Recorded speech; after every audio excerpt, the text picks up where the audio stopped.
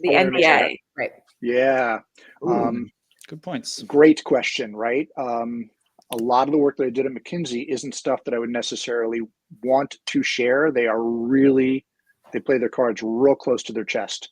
And so they don't like for you to share material. So redaction is one possibility. Simply not naming names is very helpful.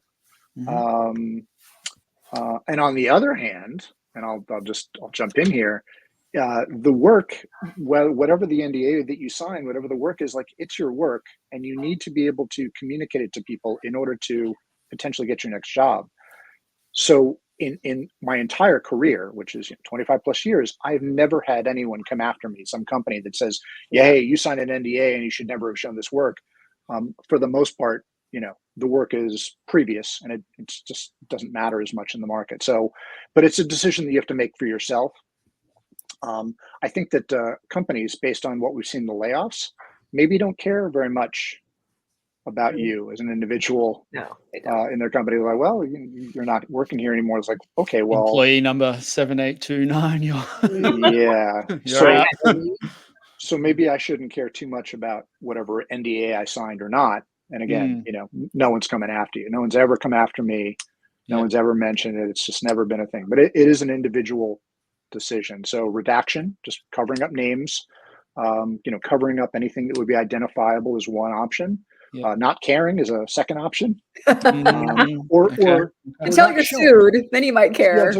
Probably won't happen, but I've never heard of that happening. Here's another thing: is you don't have to respond to the email threats. Yeah.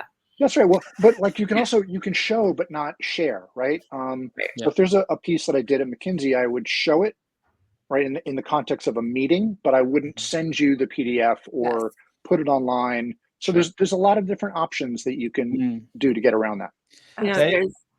Go ahead. I was going to say something sort of related. So I was in a conversation a few months back on LinkedIn where somebody had been laid off, and they didn't actually save any of their work, or they weren't able to get their work from the company. The company said, it's our work, it's our property, right? Somebody else at a big tech company was like, yeah, it is their property. And I was like, well, how many times have you requested portfolios from people? This is like a catch-22. How do we, you either don't want it or you do want it. So this is just a reminder to everybody watching, like, save your work honestly all the time, I think, right? Yeah. Regularly, often. Yep. Often, you never know, as we discussed. Back up those files. We're line items. We don't mean anything. So keep your stuff. Keep your stuff. I mean, create it. One of the things that I like to tell people, and this is just a good practical, tactical tip for, when you've got to go recreate your portfolio later, literally once a week, sit down and review the work that you did yourself over the course of the week, and grab an artifact or two and write a little blurb, almost like a journal. Okay. Keep it in a place anywhere. It doesn't matter if you take PowerPoint or Google Slides or just on your hard drive, and just set aside that week's worth of work in a folder for that project, whatever. And then suddenly, like at the end of your time, or if you get laid off or whatever, you've got essentially the material, you've got that corpus, and it makes it much easier to develop a portfolio from that later on, because you don't have to worry about remembering. So now, which thing did we do, and what was the decision? Like, key decisions, key artifacts, a short blurb about what happened. And if you can get in that habit, that journaling habit, makes putting a portfolio together a lot easier.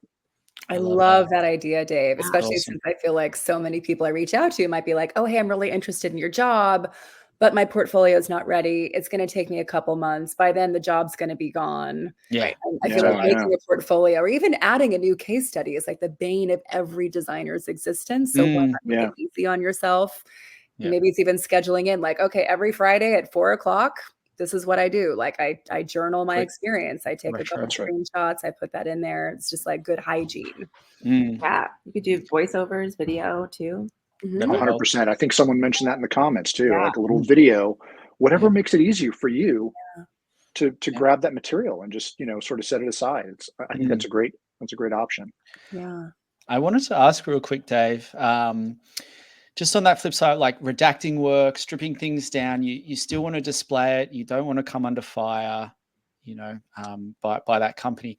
You, on the hiring side, have you ever looked at someone's work that was redacted, that was a redacted project, and still found the value you needed in it to know to speak to them?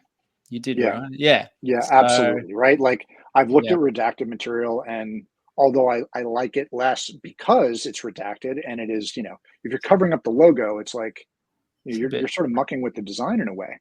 Yeah. And that's fine, but it has never been an impediment to me. Right. To look at a piece of work and still say, I see, I can absolutely ask the same questions. And if that candidate is giving, a story about the work that was done, that's much more important to me. I can sort of sit with them and talk with them. Or even if I'm looking at a portfolio before I brought them in to talk with me. I've got no beef with it being redacted. So got the it's signal. Really, you bring them in, and then maybe they show a little bit more without sending it to you, or it being publicly available. Or not. But you can still get the signal from things like that. Plus, I would think that'd be nice to see, like, oh, they're actually being, confidential. They're being discreet with information. They're being in integrity with what they've agreed to. Like, I think that's a good signal for a company too, that somebody's not willy-nilly sharing all this NDA stuff. It's like, okay, like we might be designing some things too that might be sensitive. They're going to also treat our work with confidentiality and respect. Spot on, right? That loyalty to that organization, despite whatever circumstances were with that person leaving that organization, says a lot. So you're right, Joanne. Yeah. 100% true. I get a vibe sometimes in the market that the NDA reasoning is almost used as an excuse to not have any work to show and not get, I really want this job, but I all my work's under NDA. That's no good. That's not an acceptable answer. Like the I work got nothing to go off. I got no evidence. Yeah, that's right. The work is evidence. The work is an expression of the story of the time you spent at that organization, and I want to see some of that. Yeah.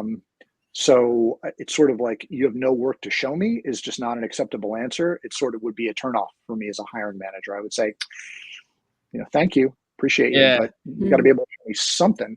Yep. So. Yeah. And we just gave some options on what you can do. So there you go. There we go. We've eliminated all excuses.